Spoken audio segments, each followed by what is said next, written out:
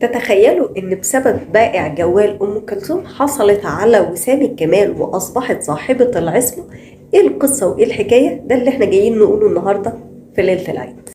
القصة بتبدأ سنة 1937، وده لما أم كلثوم كانت متجهة للإذاعة عشان تسجل إحدى أغانيها، وفي طريقها سمعت إحدى البياعين اللي بينادي على بضاعته وبيقول يا ليلى أنستينا. عجبتها قوي الجملة، بس احنا ما نعرفش البياع ده كان بيبيع ايه، يا ريت اللي يعرف يقول لنا في الكومنتات. راحت الإذاعة وقابلت بيرم التونسي وطلبت منه إن يكتب لها أغنية يكون مطلعها يا ليلى أنستينا.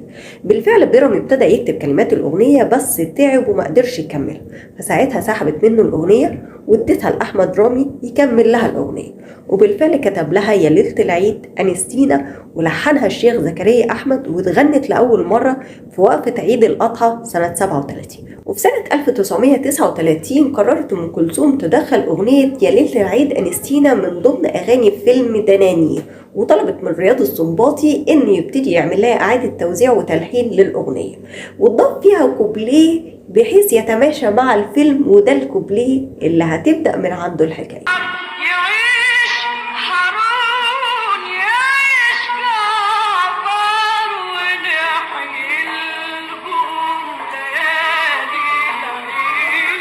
الكوبليه ده هيكون هو سبب السعادة لأم كلثوم.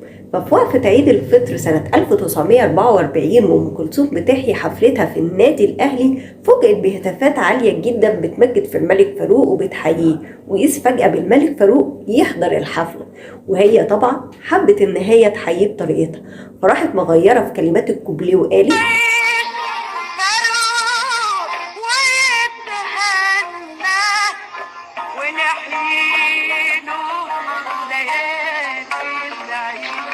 طبعا الملك فاروق عجب الموضوع جدا وعجبه التحية من أم كلثوم، وساعتها قرر يمنحها وسام الكمال من الدرجة الثالثة وأصبحت صاحبة العصمة. وطبعا بعد سنة 1952 ابتدت تختفي الأغنية دي تماما ويتم إعادة توزيعها بشكل جديد وتصبح على الشكل اللي احنا بقينا بنسمعها عليه دلوقتي، وتفضل أغنية يا ليلة العيد أنستينا هي بمثابة الهلال اللي بنستناه في كل ليلة عيد، سواء عيد فطر أو عيد أضحى. أغنية عمرها أكتر من 85 سنة. كل سنة وحضراتكم طيبين، ويا ليلة العيد أنستينا.